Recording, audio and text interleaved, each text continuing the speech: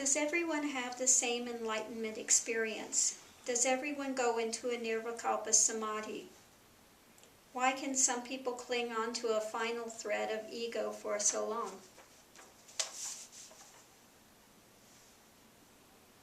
No, I can't say that everyone goes into the same type of nirvikalpa samadhi. For some, there's just a falling away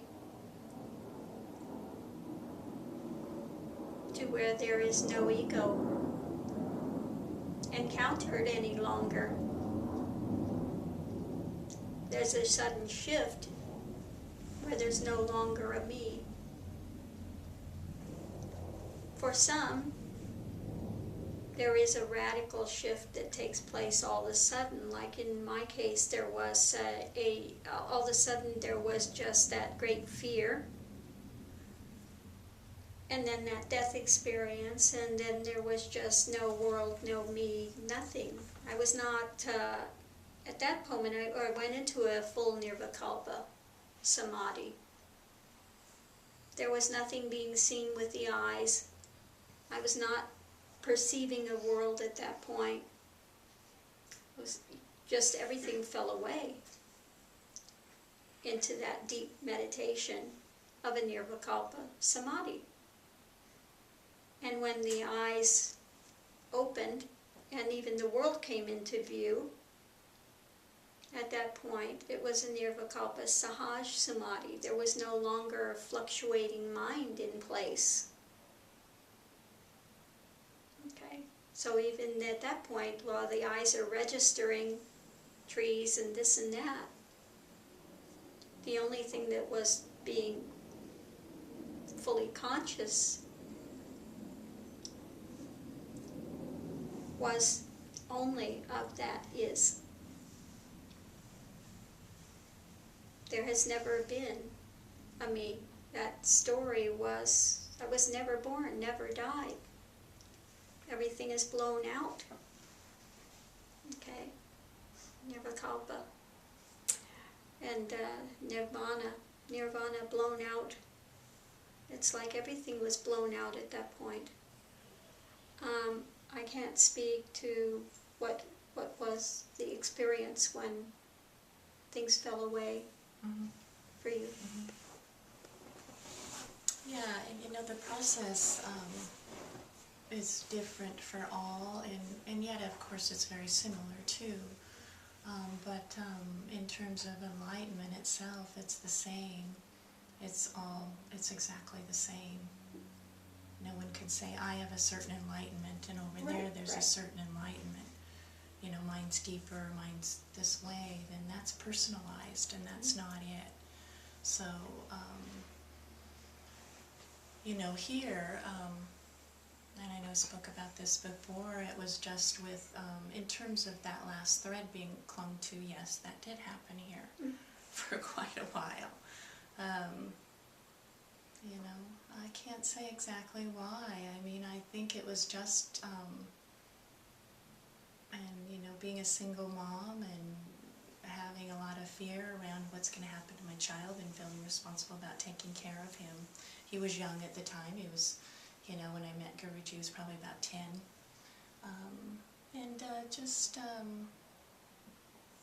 Not to say that the ego wasn't being worn away. It was just kind of, I think what would happen is I would just come back to, well, I'm not going to be able to function and all that stuff that people go through.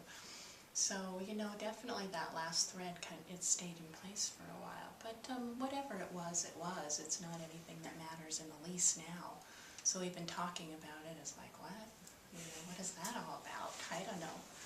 But, and it was with energy work that the last threads were dissolved, with Guruji just continuing to,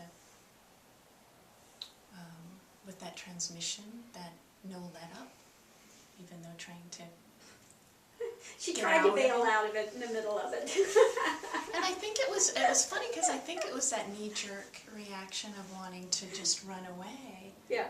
That tendency of, let me get out of here. Back to safe ground, whatever that means. Safe ground is not what we think is safe ground. It's definitely an illusion that there's safety there.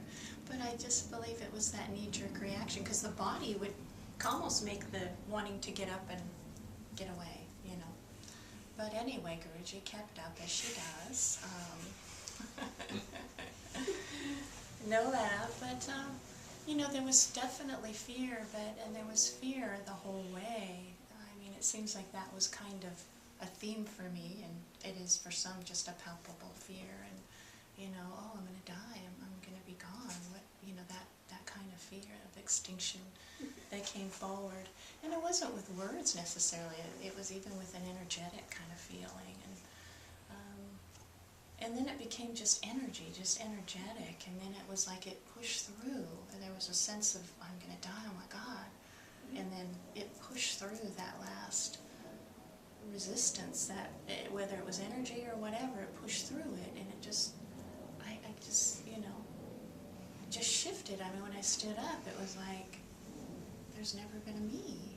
It, you know, before it was like, oh, there was a me, but it dissolved, but there never was a me. That story never, ever was the difference.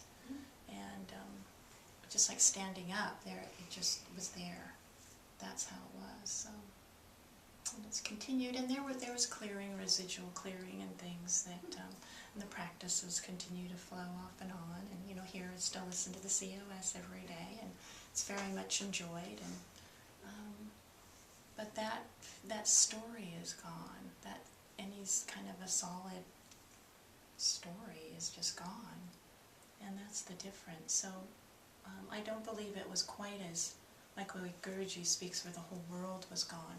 However, prior to that, there were times when, you know, it would just knock out and everything would go. So there was different times when that kind of experience was entered.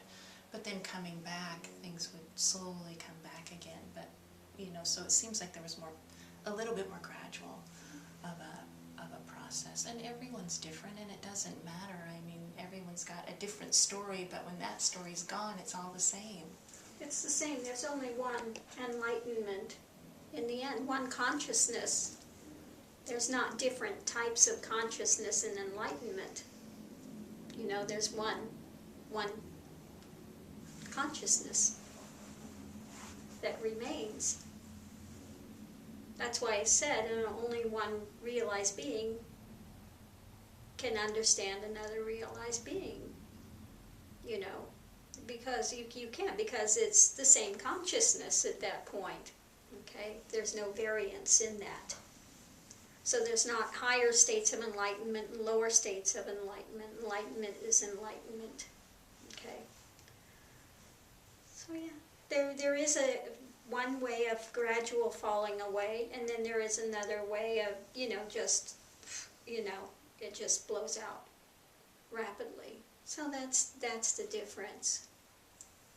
But it's the same state of realization. That's all. And how it gets there, for her it was for energy work. For me it was I sat down and all of a sudden everything fell away. Just went into a deep boom, just gone. You know. For another person, it was carrying a pail of water and the bottom of the pail fell out, and with it the identification went. I mean, so what can trigger it can be numerous things can trigger it. One never knows what's going to trigger that final happening. And another, it's just listening to a dog barking, that emptiness, and then all of a sudden, gone. It can be anything. It doesn't matter. The triggers. Yeah. But one builds up to that moment of implosion or dissolving. Here it was an implosion, for some it's a dissolving, so yeah. And either way it's fine.